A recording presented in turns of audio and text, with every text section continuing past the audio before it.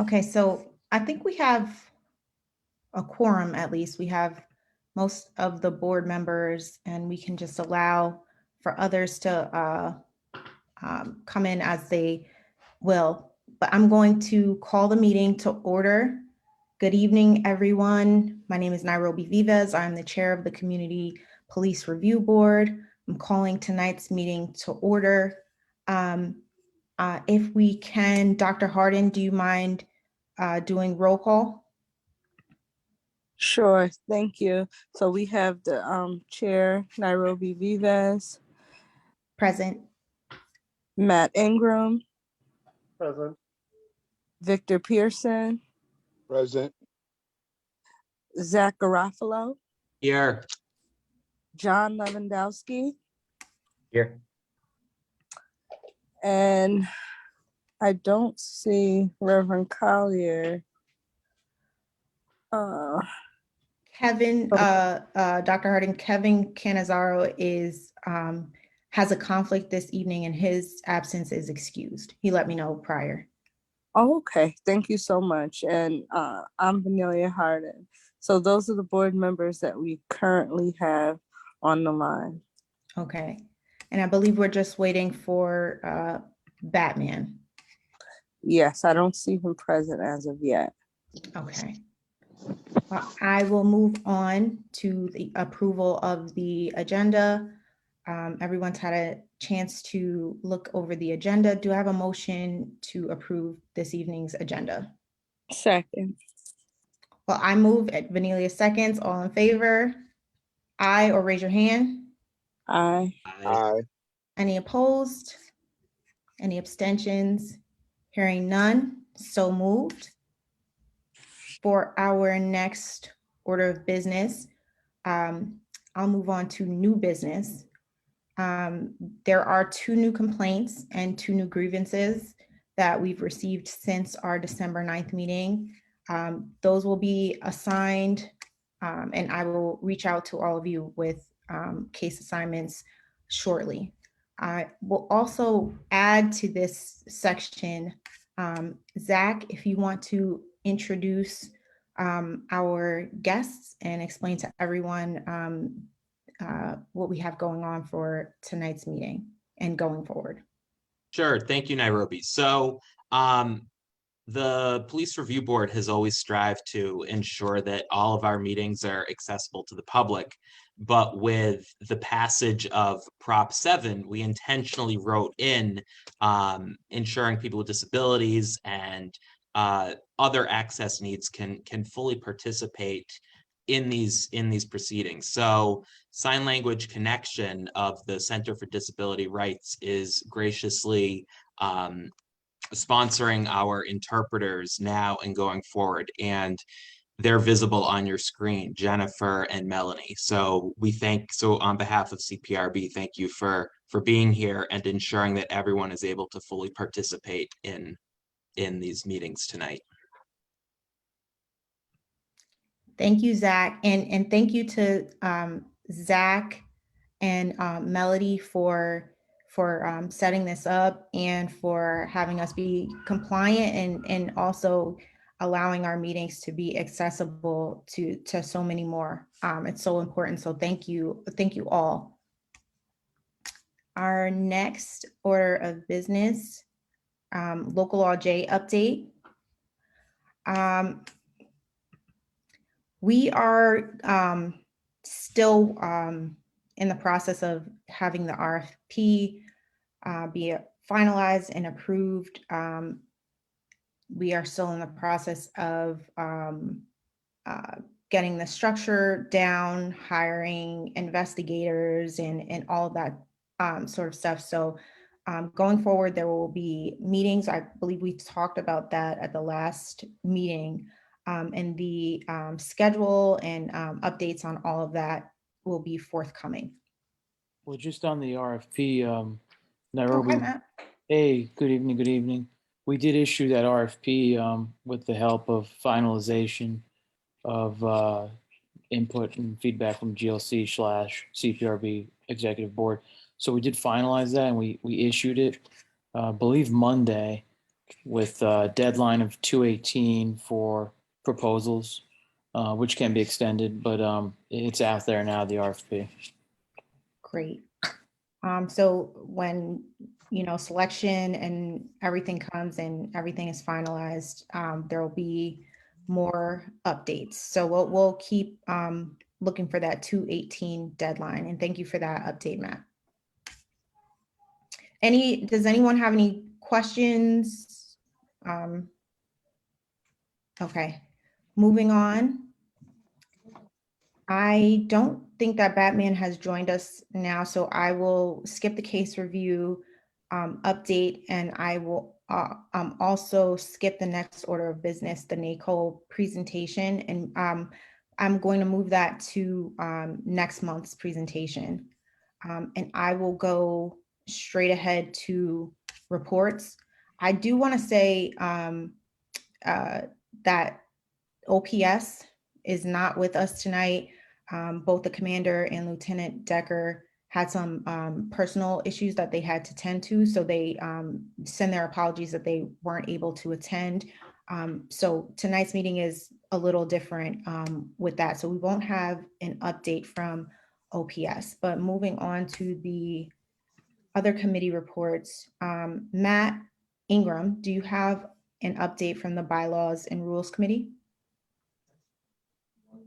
Hi, Nairobi and everybody. Thank you. No update. We haven't had a meeting in a while, I think, due to disruptions, including the holidays.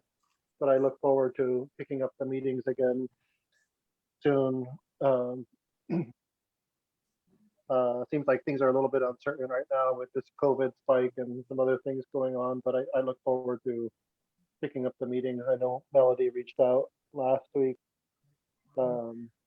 So I hope to have a meeting maybe in about 2 weeks in between each of these meetings, go back to that kind of consistency. Great, Matt. And I think that is going to be the theme of the evening with holidays and COVID and everything. I think a lot has, had to take a pause. So definitely understand. Next, outreach. Dr. Harden, do you mind giving an outreach update? Sure, no problem. For the beginning of the year right now, we don't have any new updates. And if you don't mind, Nairobi, I could roll right into police liaison committee as well. Perfect. Thank you. So, just given that our monthly meeting that we have on the calendar with OPS, we were unable to have that meeting. So I believe next month we should have some updates. We're looking at whether or not OPS is able to accommodate our reviews in a different manner so that they're not paused due to COVID, and to allow us to catch up on cases. So I'm hopeful that we'll have more to report on in February. Thank you. And I guess the other update is that Zach has joined. Yes. And it will be helping out with the police liaison committee as well. So that's exciting. Definitely. Thank you. Do you have a report from the monitor task force? So yes, thank you. That will be next. You're very busy. So we do have I have a meeting with a new applicant for the monitors task force next week. We're hopeful to get some new monitors on board, as we are really down with those. So next month we'll probably have more of a lengthy agenda because we have a lot planned at the latter part of this month. Thank you. Okay, moving on. Melody, do you have a report from the GLC? Yes, so we're working on the monitor and another position job postings, just getting that description drafted up. There is a new member orientation on the 26th at 4:30 if any other members are interested. this is to get John onboarded. John, I was hoping OPS could be a part of the orientation, but it looks like you will have to touch base with them at a later date. But I think we should move forward with having the orientation, as is on the 26th. So I'll send that around if anyone is interested. We are also working on a few reporting things, our Q3 report and our Q4 report, as well as our annual report. We hope to get done fairly soon. I did also want to send out a reminder about the CPRB emails. It is my hope that we can transition into using those in the new year. And just so everyone's kind of on the same accord and there's not any confusion about how to get in contact with a member of the CPRB. And the roundtable video is done and partially edited, but there are still some edits that need to happen with that. So it is my hope that I can get in touch with whoever was editing it over the holidays, and so they can finish up those things. Okay. Thank you. As I said, OPS can't join us, so I'm going to move on to my report. And tonight's meeting is a little bittersweet. Announcing that Melody has been offered a great opportunity to work with the Rochester board. So this is actually Melody's last meeting. So I wanted to use the time for my report to allow Melody to say whatever she would like to say to the board, and to allow board members and anyone else that would like to say goodbye to Melody to do so. I just want to take the time to say, Melody, you've been with us for a year and you have done so much. Thank you for all your hard work. You go above and beyond. And I think that our board has, been able to accomplish so much because of all the hard work that you do. And, outside of the board, developing a friendship with you has been great. I know you'll still, be around. So it's not goodbye, but we won't get to see your face at meetings anymore. But if you want to say anything to the board, feel free to do so. I just want to thank everybody for your commitment and passion, to the board. I feel like I've learned from each and every one of you. You think critically, you think outside of the box, and it's for the benefit of the community. And I can tell that that's what drives this board. So it's really been an honor working with such an impactful group. I will miss you. So thank you for just giving me the opportunity to learn from you all over the past year. Hi, Melody. Well, and everyone, this is definitely bittersweet. I know I would be remiss if I don't say this, but it is my hope, while this is a great opportunity for you, and we have already learned how Rochester has been able to help us and learn from them. One of the things that I hope that we learn, if we're really going to be serious about this, is establishing the ability to really keep a coordinator like yourself, so that this doesn't become a reoccurring issue. It's really important that we have the resource like yourself, whoever steps into your role, that we get someone that's able to stay, and we really do provide them with the compensation well deserved. So we appreciate you. I'm greatly excited for you, and I hope it's not goodbye, but more like see you later. And thank you.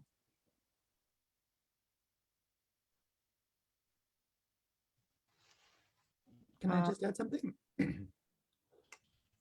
Oh, sure. I just wanted to say, Melody, I just wanted to say, it was a joy working with you during the time that we overlapped at the Government Law Center. And I really appreciated all of the passion and commitment and creativity that you brought to the job. It's a really really challenging job because you have to find your own way and you're responsible for everything. There's sort of no limits on that. And you really brought a wonderful energy and sincerity, and I think helped the board grow, and I think helped raise everybody's expectations for what people were going to do in that position. So thank you, and I'm very excited that you're going to Rochester. I think that's going to be wonderful for them, and I know our paths will continue to cross. So thank you. Yeah, I want to say that I'm not a very happy camper about this. I got to tell you that right now because we're losing, one of our best, and it's like it's not fair, that we give you to Rochester with open arms and be happy about it, because of your professionalism, because of your laughter, and because of the work that you have put in with us, And so I wish you luck personally, but it seems that we are always rewarding somebody else with one of our true warriors. Just like we have lost. She just got finished speaking. What's her name? Who we lose?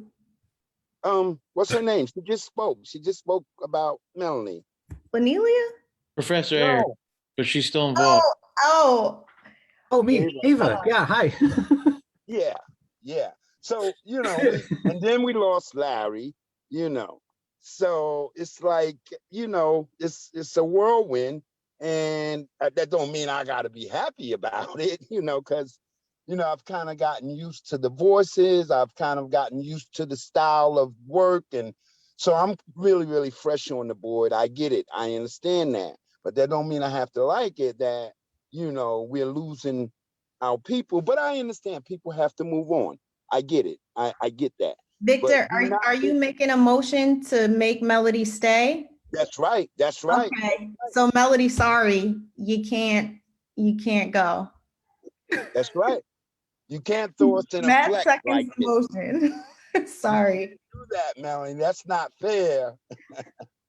No, I'm just kidding. But I wish you luck, and you're probably irreplaceable, but that's okay too. I know I'll hear you in Vanilla. I'll hear you. I'll hear you from your training of us and all that stuff. So good luck to you. And I ain't coming to Rochester because I don't like Rochester. But anyway, good luck to you. I wish you nothing but the best.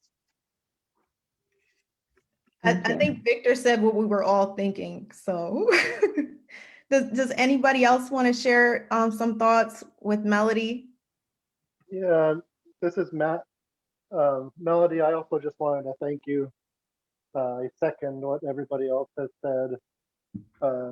In the time that you've been here on the board, you have brought a lot of energy and diligence and structure to our interactions. And I know that's influenced the board as a whole. But speaking more narrowly about, say, the bylaws and rules committee, where we interact more frequently, I think you've kind of at least kept my nose to the grindstone, right, and kept us meeting on a regular basis and sending reminders to me and to others, right? Is there going to be another meeting? So I really appreciate your energy and motivation and the structure that you helped bring to some of our discussions. And I definitely want to second what Vanilla said. I hope that we can stay in touch maybe, and that you can be a resource to facilitate more and more frequent communication between the two boards in Rochester and Albany, and generate more of a collaboration across oversight boards. But you'll be missed. Thank you for all your work. Agreed. And Judge Stein also added to the chat that she agrees with Victor and will miss you too, Melody. Does anyone else have anything to share?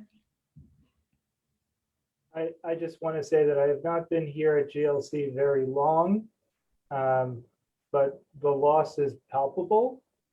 And we are dearly going to miss Melody. I dramatically appreciate how much she's done just in the short time that I've been here. And I am not looking forward to trying to find someone to fill her shoes. Big shoes to fill. I'll just add that Patrick did send me an email that she was departing, and I began the email like this.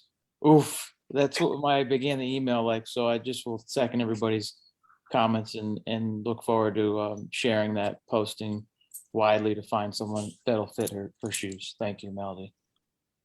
I just want to say thank you as the newest guy. I haven't been here long, but you've been so helpful and so informative and helped me through the steps getting appointed and all that stuff. So thank you. And I definitely can tell that we're going to be missing all you have to contribute to the committee and the city.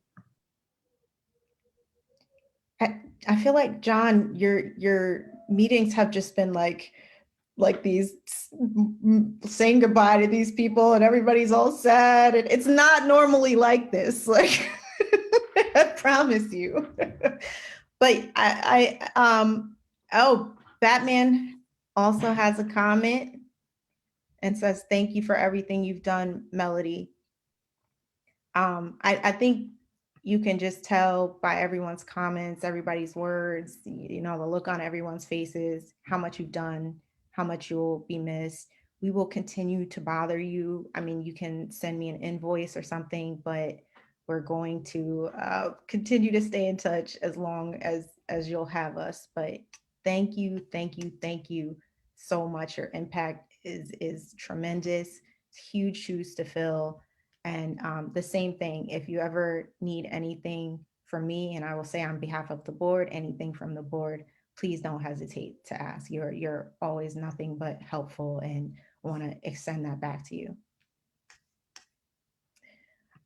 With that, if no one else has anything else, Batman, since you are here, I did skip over the case review portion. Were you ready to review CC 2018-013? Yes.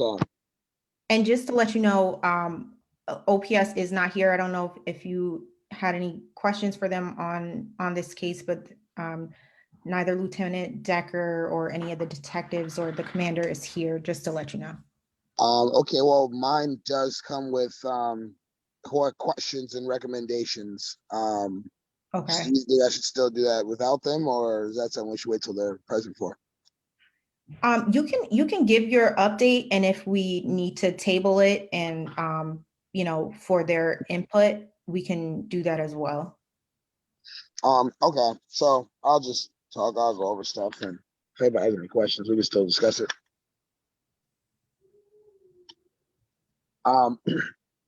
Should I go? Oh yeah, go ahead. Sorry. All right, so this is for case number 2018-13. Mr. Aurelian Haley. This took place on April 27th, 2018. After reviewing body cam footage, arrest reports, complaint and supporting documents, I've arrived at the following conclusion. Mr. Haley engaged in a verbal altercation with someone on the phone while on the phone with his mother. He instructed his mother to call 911. Upon APD's arrival, they were informed by the person who was on site that he was arguing with. Mr. Haley had threatened him with a knife. Corner store owner confirmed this, and he gave APD the knife that Mr. Haley had threatened, and he threw behind the counter. The owner stated that he did not have camera footage to provide. After hearing from the store owner and person who was threatened by Mr. Haley, APD began to ask him to empty his pockets and put his hands on his head. Mr. Haley became argumentative, did not follow commands immediately. He was searched and found to be in possession of marijuana. He was told to put his hands behind his back to be cuffed. After being cuffed by Officer Apple pushed him into the glass window of the store. This is where the complaint starts to come in. Specifically, I'm going to quote some things. This is specifically because it wasn't addressed and I feel like it should have been.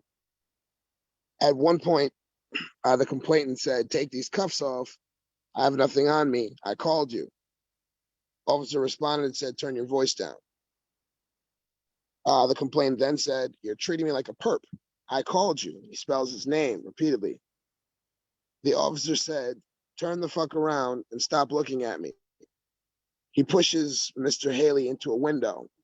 At that point, the window of the corner store is broken because of that. Mr. Haley says, "You just pushed me into the window." The officer said, "Fuck you, you're a fucking jackass." He was taking a booking. He's yelling at everybody.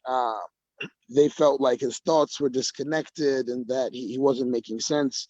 He was transported for a mental health evaluation. He again stated that he didn't want that. He argued with everybody along the way because he didn't feel it was necessary. Eventually, he was discharged and let go home. His complaint, he asked his complaint, the first thing his complaint was about was that he was slammed into a glass window that was broken. That was found unfounded by APD. It's exonerated. And I don't really understand why. Part of it was they said it's possible that the window was broken before he was pushed into it. While that may or may not be true, it does nothing to excuse the behavior and things that happened by that officer, none of which was addressed. And I'm really not unsure. I don't understand why. So regardless, we have an issue there. Another complaint in his complaint alleged that he was called a terrorist and a senator. That was found unfounded. I have no issue with that. There's no record or evidence found that I could see from the body cam footage or anything else that occurred. He said that while he was in booking, that $3 was stolen from him. That was found to be unfounded because there was no evidence on camera. While I understand that, my question then becomes, what does that process look like? Where's the money, the oversight when it comes to money? How would one find out if $3 was stolen or not? So I wanted to talk to APD about that part. And then the last part of his complaint was that he received insults based on religion and race. That was found unfounded as there was no evidence. And I didn't see that on any of the body cam footage or any of the footage that I watched. So that's my biggest thing, that although, they seem to make the argument that, oh, well, the glass was broken before he got pushed into it, it in no way necessitates that behavior, and it doesn't address everything else the cops said and did. So that's kind of my issue with the case, and that's what I hope to talk to APD about if there was any disciplinary action, which there wasn't, but why not, and can we move in that direction? Okay, thank you for that. I think maybe we should hold off on maybe the voting on this until our next meeting, and we can have OPS address some of your concerns and questions. I will, though, open it up for discussion from the board members if anyone has any questions for Batman. Yeah, I have a question, Nairobi. Batman, you mentioned that they at the station they sent him for evaluation.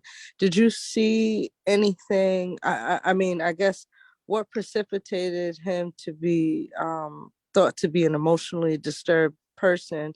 And my other question is, was he treated for any injury that you're aware of, and or was there any body cam showing him to be thrown up against the window that was broken? Yes, there's footage of when he was actually pushed up against the window, and the conversation that I described, like the quotes that I was doing, that's literally from the moment when he was pushed into the window by Officer Apple. So that happened. That's on the table. They're just saying, oh, the window was already broken. You know what I mean? And what was your other question?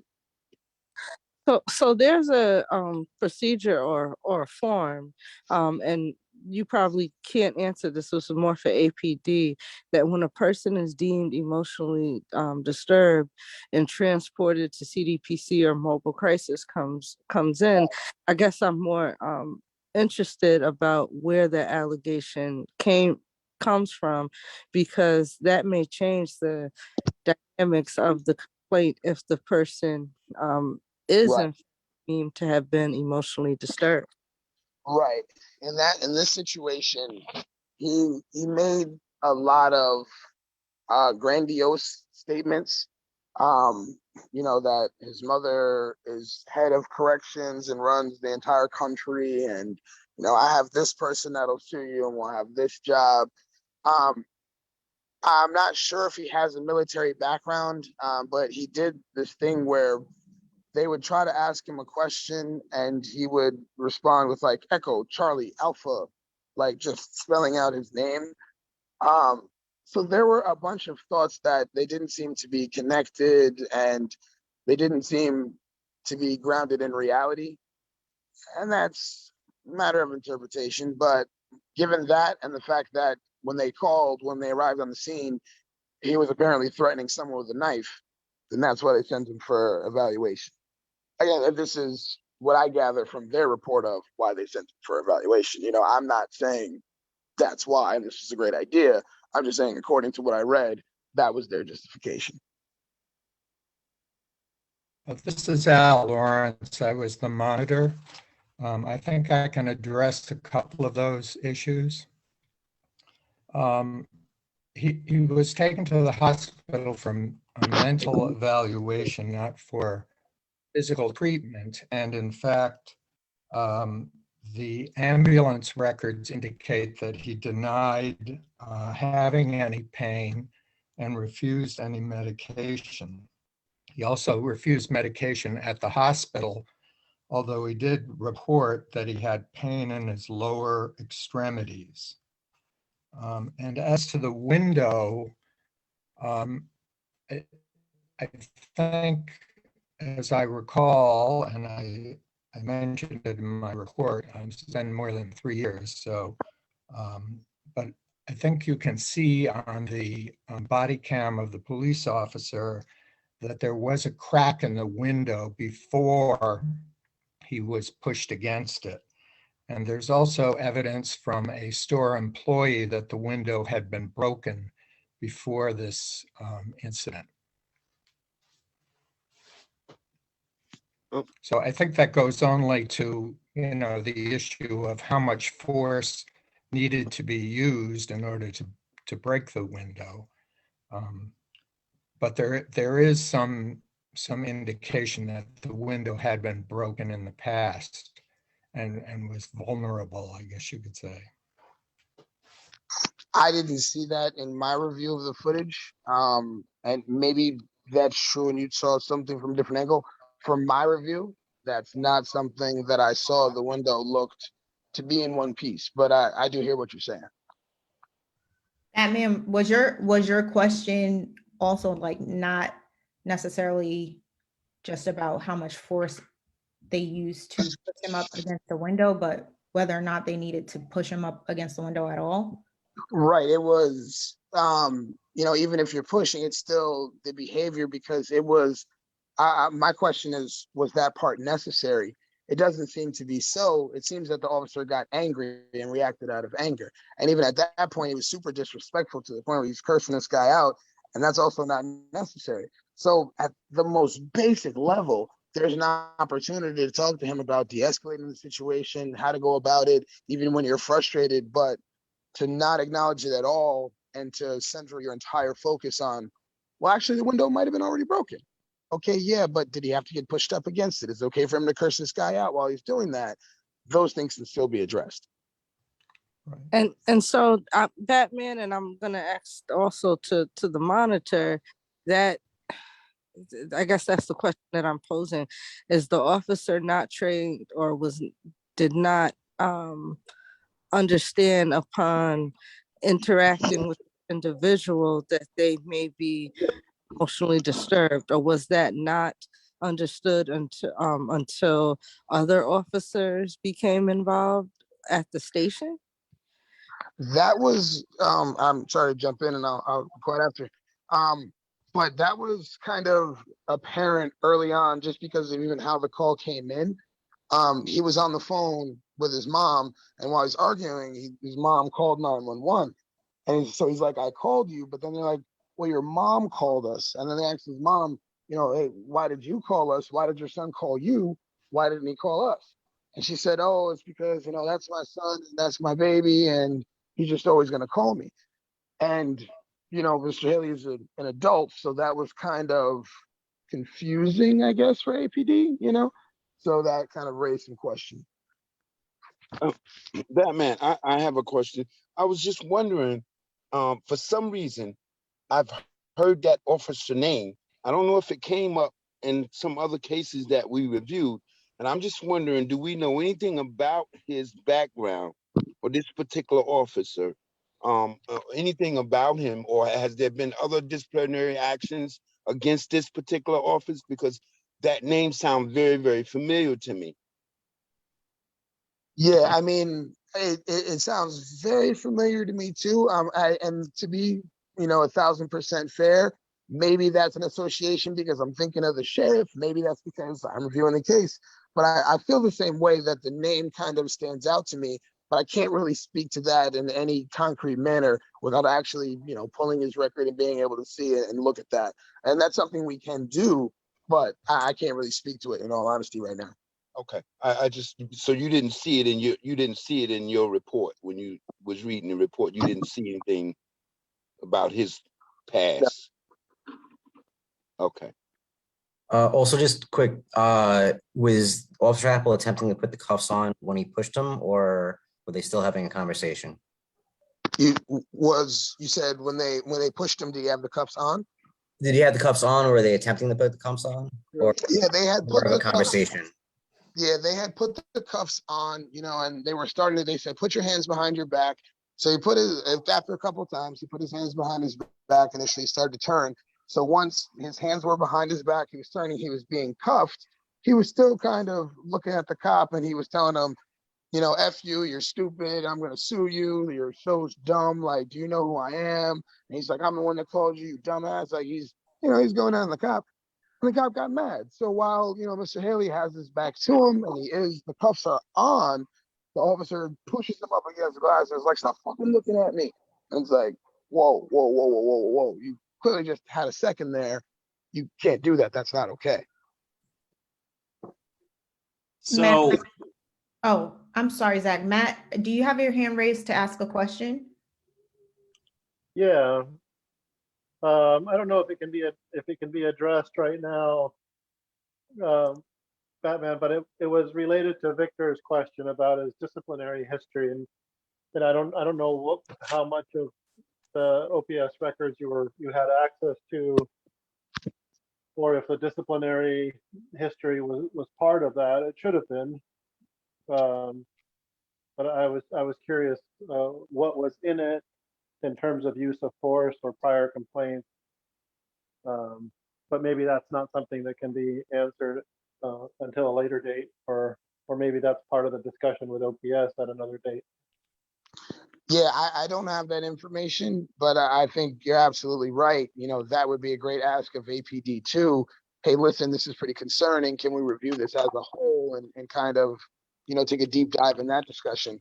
I think that makes a lot of sense. I mean, this is supposed to, we've had this conversation before, right? But the disciplinary histories are supposed to be provided as a Right. matter of course, right? And then we've also talked about facilitating access to prior, you know, administrative investigations, right? Even sort of internal inquiries that might have not been motivated by a complaint from outside, but that information might only exist possibly in another OPS file. So I mean, maybe this is all a sidebar, right? To talk about possibly at the next bylaws and rules committee, or to clarify with OPS as we think about implementing local law J, right? So what are the complete contours of complaint review that we want to see in each of these cases. Yeah, I think there's a dual opportunity as well. You know, we've been talking about viewing cases remotely and having them sent and whatnot. I was hoping that since this case was so old and, you know, obviously completed, that this could be a test where we work through that. But they said, you know, it wasn't ready, so I still had to go over to the police station. Well, now if our ask as far as data and content is more focused and we say, hey, listen, we need the disciplinary record. This is, you know, the one file that we're looking for. Hopefully that can be transmitted electronically and we can kind of at least start that process too. So hopefully we can get both things done. Zach, Batman and Matt, I agree with you 100%. Zach, before you go, I'll just jump in and say we were supposed to get, you know, an update in the last police liaison committee, but the personal issue that both Lieutenant Decker and the commander had, they weren't able to attend. So hopefully that meeting is going to be rescheduled when, you know, they are able, and we'll get some answers to the remote access question and the disciplinary, you know, making sure the files are full in that next meeting. And I'm sorry, Zach, go ahead with your question. Which, just on that brief point, Nairobi, I did see the commander when I was doing one of these disciplinary arbitrations, and he did mention that they're making real progress on the remote access, that he was talking with the IT people. It seemed like he was close, but just based on this brief conversation I had. So, you know, obviously we'll let him give a better report on that, but it seemed like they were close or making real progress. He brought it up to me when I saw him over there. That's great. Thank you for that update. So, yeah, Batman, good job reviewing this, and thanks for bringing these issues to light. So, you know, I think this is an all too common occurrence. And I think that obviously these interactions are only going to increase. You know, particularly like with so many people who are on the verge of homelessness. So I think this turns into a real systemic issue that the board should bring up to OPS. I'd be very interested in knowing not only this officer's training in disability awareness and crisis intervention, but also what just broadly, you know, beat cops, officers in cars, you know, what that looks like, who's received that training, when was the last time they received that training? Because again, we are living obviously in a time where pandemic is just exacerbating so many underlying issues. And then conversely as well, I think a chat about officer wellness would also be in line. So, you know, those are just my own personal thoughts. And I'd be curious like what tracking looks like in terms of reporting encounters with people who, you know, are classified as EDP, emotionally disturbed, or however it's done. So just a few thoughts, I guess, for all of us to consider as we move forward. And thanks again, Batman. No, thank you. That I think you're absolutely right. You know, as especially if we know there's going to be an uptick in interactions, how we manage those actions and what we say is okay and what's not, and what crosses the line and where we draw that line is more important than ever. So I absolutely agree with you. This could be something that trickles down, you know, if we don't handle it and, you know, make sure that we're very clear on what level of behavior is expected.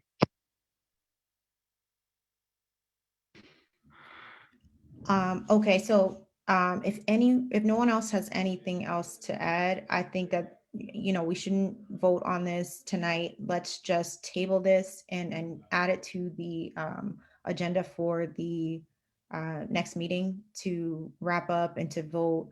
But I agree, great job highlighting all these issues. I'll just add what I'm always talking about, de-escalation in general, like no matter emotionally disturbed or whatever label it might be, starting with treating with people with respect.